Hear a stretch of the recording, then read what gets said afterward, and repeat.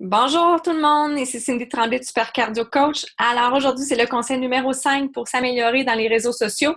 Donc maintenant, c'est le temps d'inviter. Après avoir passé au conseil numéro 4, où est-ce qu'on devait être constant et donner, c'est-à-dire donner des messages de qualité. Alors ça, c'était dans le livre de Jab, Jab, Jab, Right Hook, c'était des jabs. Maintenant, c'est le temps du Right Hook, c'est-à-dire que on invite. On invite à quoi? Donc, on peut inviter à un défi de groupe. On peut inviter à venir voir notre site web.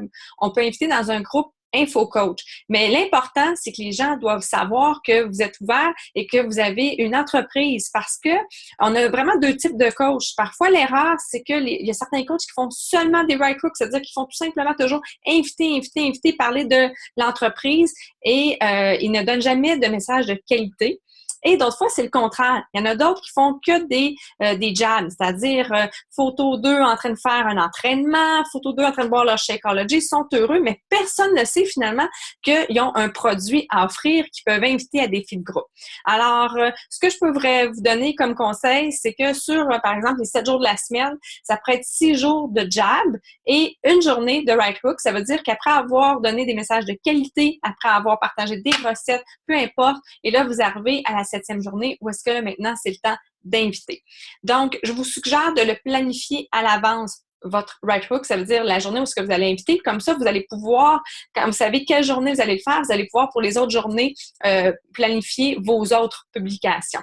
Je dirais que le meilleur right hook qui pourrait être, c'est vraiment une photo avant-après. C'est ce que les gens aiment. Donc, si vous avez une histoire de transformation, mettez-la. Je sais que souvent, ça nous fait peur, mais je dirais que habituellement, la chose qui nous fait le plus peur de partager, c'est ce qui fonctionne le plus. Pourquoi? Parce que ça vient de vous. C'est pas un Américain qu'on connaît pas qui a un avant-après, c'est votre avant-après. Puis parfois, c'est pas nécessairement le poids. Si on dit, oh, mais moi, j'ai pas perdu de poids.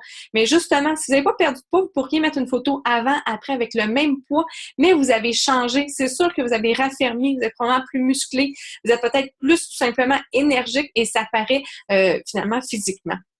Alors ça, c'est mon conseil du jour finalement, c'est de ne pas rester tout simplement dans les jams. Ça veut dire que oui, on publie toujours de la qualité sur nos groupes, mais évidemment, on est coach et on a quelque chose à offrir, on a des invitations à faire, donc c'est le temps d'en faire.